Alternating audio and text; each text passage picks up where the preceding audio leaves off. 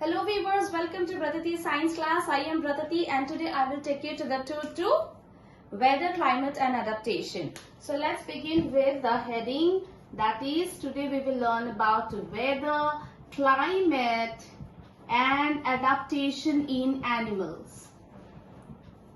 Alright, so what do you mean by weather? Today is 9th of November. In the morning, if I go out and just look at the sky, I can see morning 7 a.m. a beautiful blue sky. But at 2 p.m. in the afternoon, when I go to look at the sky, it becomes cloudy.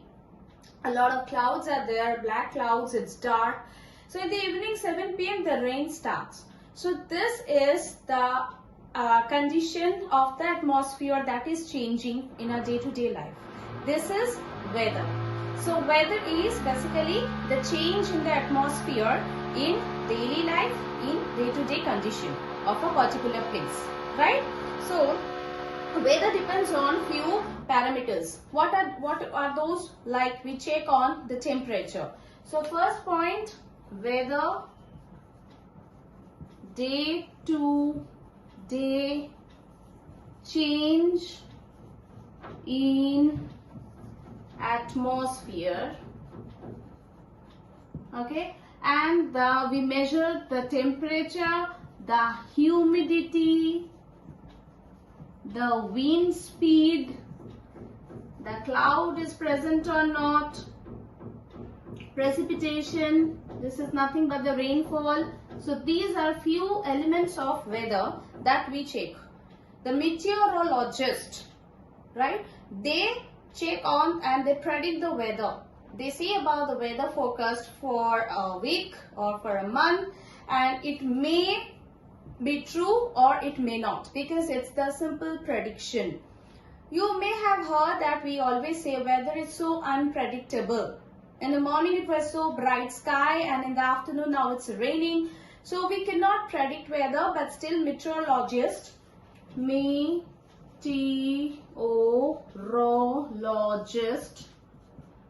okay, the scientists that work on the weather forecast, they say us that what will be the weather, the predicted weather, right? And based on that they create the weather report as well.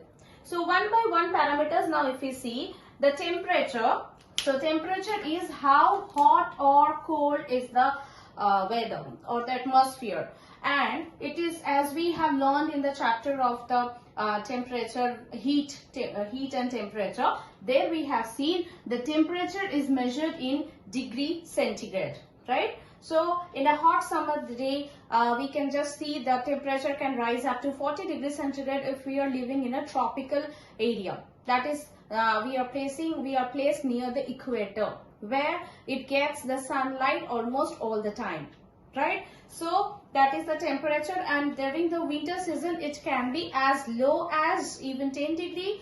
It depends on whether which place you are talking about. If it is in India, I am talking about in Ladakh, Jammu, Kashmir, the temperature may go below 0 degree as well. It can go to -2-3 degrees centigrade as well. And if I go to the southern places, southern states like Kerala and all, there will be the humid, right?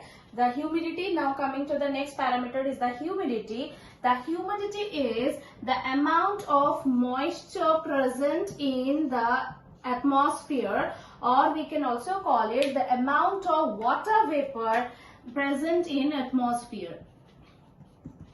Amount of moisture or amount of water vapor, and it is measured with the percentage, right? So humidity we can measure with an instrument which is called hygrometer. So hygrometer is the instrument in which we can measure the amount of moisture present in a air in a particular area at a particular time, right? So that is about humidity. Now coming to the wind speed. Now we will move to wind speed. The instrument called anemometer. Anemometer helps us to measure the speed of the wind. As we know, wind is nothing but the movement of air.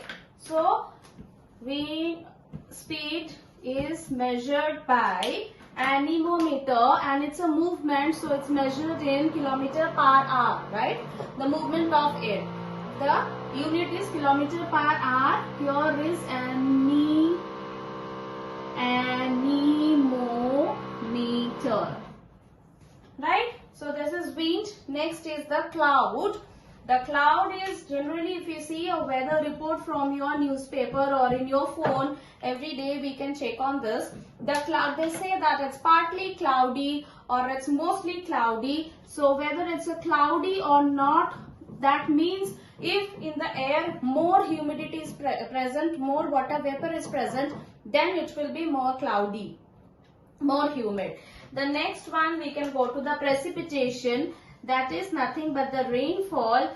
If they predict, the meteorologists predict that the rainfall will happen, that measured in millimeter. And we have the rain gauge, the instrument that helps to measure the amount of rainfall at a particular place in a particular time. So it's nothing but the measuring cylinder. The measurings are already there. So what you need to do, you need to place that cylinder above 3 feet level of the ground to avoid the splash of rainwater.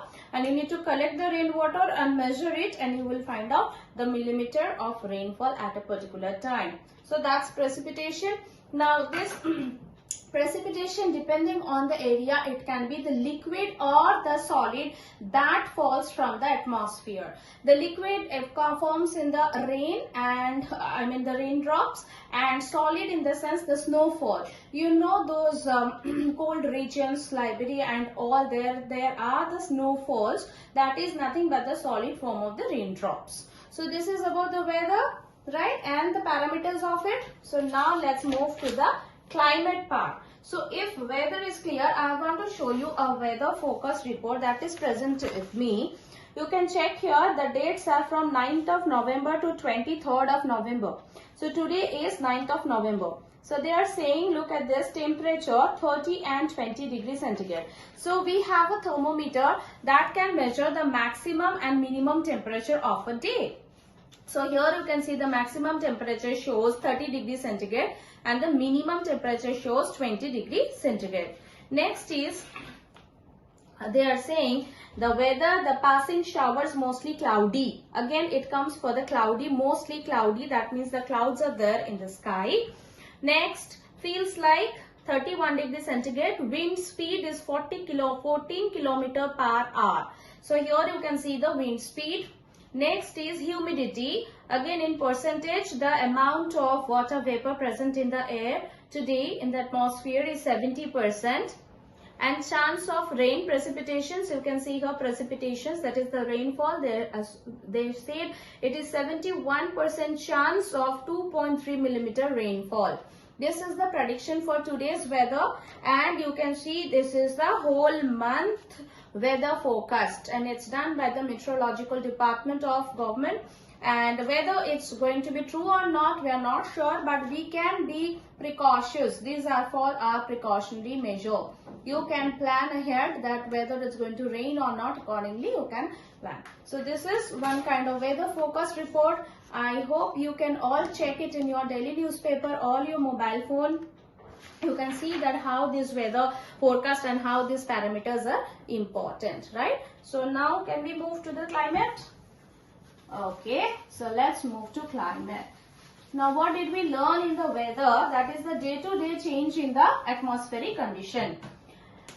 Climate is for a long time in a particular place, the weather report we check, and that called its climate. In a particular place in India, we have northern Ladakh, suppose. So there we can see the weather is very dry and cold, isn't it? So that is, we can for a very long time, for 25 to 30 years, weather report in a particular condition, in a particular place, weather report in a particular place.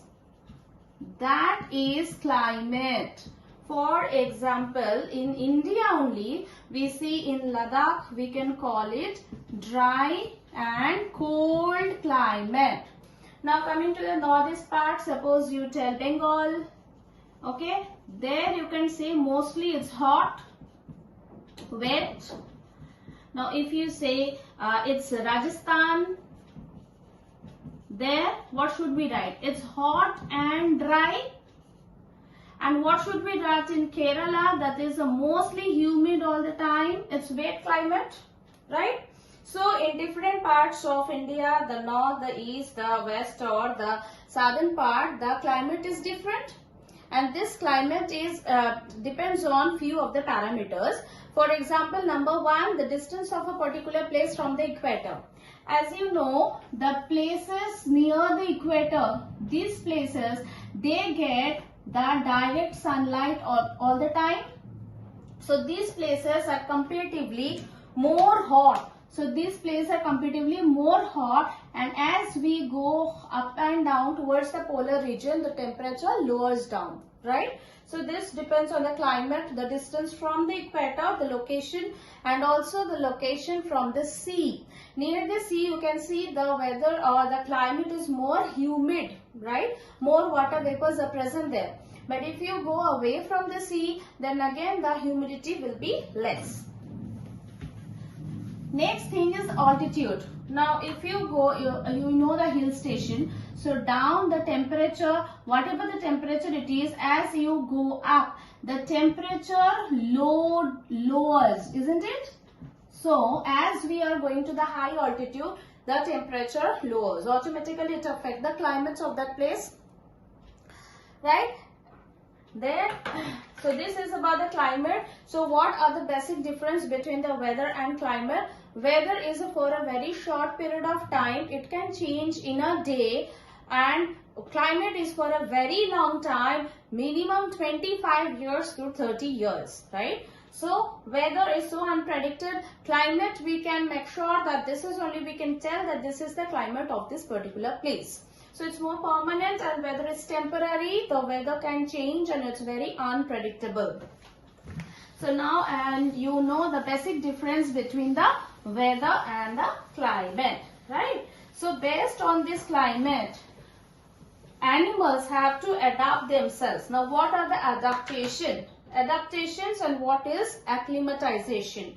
So we will learn acclimatization and adaptation.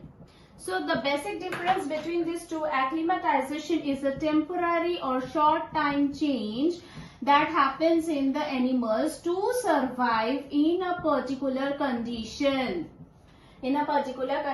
For example, we are going for trekking and we are hiking the mountain, then we need to be cautious of there may be the breathing problem. You know, people who are traveling to Ladakh, they need to show their medical prescriptions that they are completely fit, and many people, they face asthma and other breathing problem due to the high altitude. So that is our body adapt for that temporary condition, because for the lifetime we are not going to stay there, right? We will be coming back.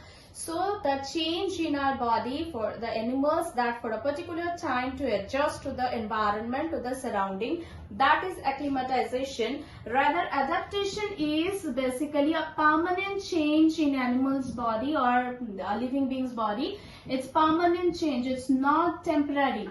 For example, adaptations to like warm-blooded animals and cold-blooded animals. We are the warm-blooded animals.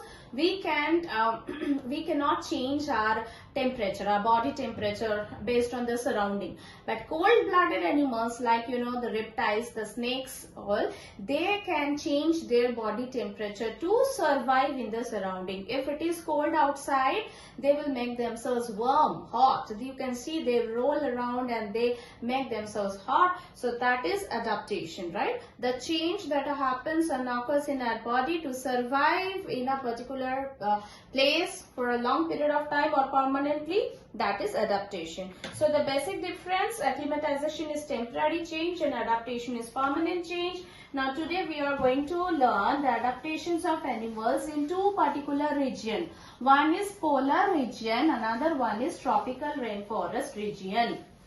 So there are different regions, isn't it? The very like polar region, as you know, the two poles of our Earth, that is the North Pole and the South Pole. We call it Arctic region and Antarctic region.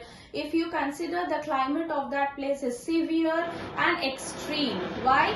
6 months there will be the sun and 6 months there is no sun. Whether it's day, afternoon or night, no sun. So you can imagine only few animals can adapt to such extreme conditions. In Arctic region, the most popular animal, can you tell me what is that? Antarctic and Antarctic. So Arctic region, we mostly say the polar bear. There are few other animals as well, but we are going to discuss about polar bear and penguin. In Arctic region, we see this animal, isn't it? So what is this animal? As you can see, it's a polar bear. So first, when you see the picture of polar bear, what comes to your mind? They have the thick white fur all around their body because they are the mammals. They have the fur in their body, right? Actually, do you know there is a fact that they have the golden brown color of the fur, but due to the reflection of light from the eyes, there are eyes throughout, we can see them white. And this white color actually helps them to camouflage with the surrounding. Now camouflage means blending their body color with the surrounding. That is C-A-M-O-U, camo, F-L-A-G-E. Camouflage means blending of your color, blend color with the surroundings. So this white color that blend them with the surroundings of the eyes, and it saves us, protects us from the predator. Who are the predators of this cute polar bear? We, the humans. We hunt them to solve our need. So that's our predator. They can protect themselves from the predator as well as they can hide and hunt for their prey. They have a good sense of smell from far. They can smell the presence of their prey. They mostly feed on the fish, small animals, even seagulls as well. Alright, so polar bear have sharp claws, wide and broad claws that help them to grip on the snow, to help them to walk easily and also help them to swim. And another interesting fact, under the water they can close their nostrils for a long period of time. Isn't it great? Yes, it is. So these are about the polar bears. The most important thing, they have 2 coats of furs in their body. 2 coats of furs are definitely required if they are surviving in such cold condition. And also they have a blubber. Blubber is the thick layer of fat that is present under the skin. And B-L-U-B-B-E-R, this blubber is the thick layer of fat under their skin, which works as insulator. That means insulate their body from the heat or the cold. Similarly, in Antarctic region we have the penguins, and if you see the penguins, they are another interesting animals that we can see there in the Antarctic region. So first thing that observe, they are having a beautiful color combination, black and white. They are wearing the black coat and they huddle with each other. What is that? They walk together, they stay together, isn't it? So this is called huddling. So why do they huddle? Any idea? You can write in the comment box. You can pause, write it down, and then you can start the video. So huddle means they can keep the body warm in presence of each other. So we generally under the blanket during the winter we come cozy, and then under the blanket we feel comfortable. So similarly in this very cold region they huddled with each other. They also have flippers, as you can see, and webbed feet to swim in the sea. They need the physical activity to keep themselves warm. So they are also very good swimmers. Even they feed on the fish. They also have a good sense of smell where they can hear the smell of their prey. They have again fur-coated, fur-coated body, and they have blubber inside their skin, which helps them to insulate their body from the severe cold, right? So this is about the penguins. And other than this, there are few other animals as well, which I want to show you. Yes, we can see the Canadian lynx, wolverine, see the whales and snowy owl, Arctic wolf, reindeer are few of the animals that are also present in this polar region, right? Now let's move to the tropical region, right? In the tropical region, the animals that are tropical region means the first thing that comes to our mind. What about the climate of the tropical region? In tropical region or tropical rainforest region, we see mainly hot and humid climate, right? And these places are near to the equator. So it's almost 12 hours day, 12 hours night throughout the year, because they get the sunlight every time, all the time. So that's why it's a very hot and humid region. And which areas we can see the tropical rainforests, because mostly there are a lot of rainfalls in this particular area, and so the rainforests are grown. You can see in India we have in Assam, we have in Southeast Asia, Central America, Central Africa, etc. are examples of few places of tropical rainforest. And the animals we can see can be long-tailed monkeys, lizards, snakes, and that elephant, and we see the other animals as well. But I want to mention about this one. This is a bird ape. As you can see, they have a good silvery mane and they live on the trees, and they do not come out because they don't need. They get sufficient flowers, buds, branches, insects from the branches itself, and so they get a lot of food there in this tropical region. So this long-tailed macaw, they also known as long-tailed macaw, or the bird ape, right? So this is one of the example, and this is the adaptations that they have created for their own. Another example I want to mention about the long beak, this one is toucan bird. Toucan bird, they have a very large beak, and see their size of the body. They are so small, so tiny that they cannot get their fruit easily from the branches, but due to this large beak, they can reach to the fruits. So this is God's creation, and this is how the adaptations be, and see how colorful their beak is. Another example can be the red-toed frog, right? The red-toed frog, they have a red colored sticky pad in their feet that helps them to climb on the tree. So these are few examples of the tropical region animals, right? Other than this, also we know the elephants. The elephants have, what do they have? Large ears which help them to hear the sound, a very thin sound as well. And they are called the taskers, because they have the tusk, which is the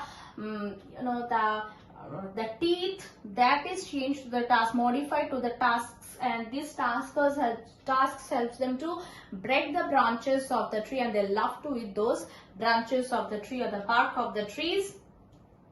Next, they have a very good sense of smell.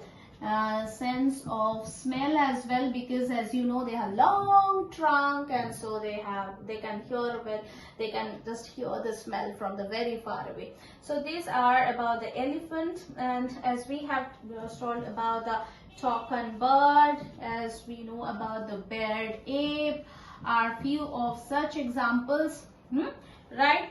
Now we are moving to another subtopic, that is migration, which is very important. So what is migration? Any idea? Migration is those birds, those who are living in a very cold region, for example Russia, Siberia, another cold region.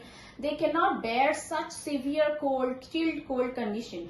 So to survive, they travel a long journey, to and fro journey. So definitely they go back. So they fly to the warmer places, like Siberian crane every year, Arctic tern, Siberian Siberian raptors. These are few example of the birds, those who are flying from Siberia to Rajasthan and Gujarat, you know, that Bharatpur and Sultanpur in our India every year. And why do they come? Why do they come? They come in order to get search of food, shelter, you know, that breeding and also rearing the kids. So these are the purpose. The to and fro long journey. The to and fro, remember, they go back. To and fro long journey or long travel during winter season. During winter season to the warmer place like India and O. Example, few example we can write: Siberian crane, Arctic tern, Siberian red rock, etc. Alright, so this is about migration. And one more thing, they don't have GPS, they don't have Google Map. Then how do the birds, they come such a long way and they go back? It's said that first of all, few of them can sense the daylight, right? The daylight, the position of the sun.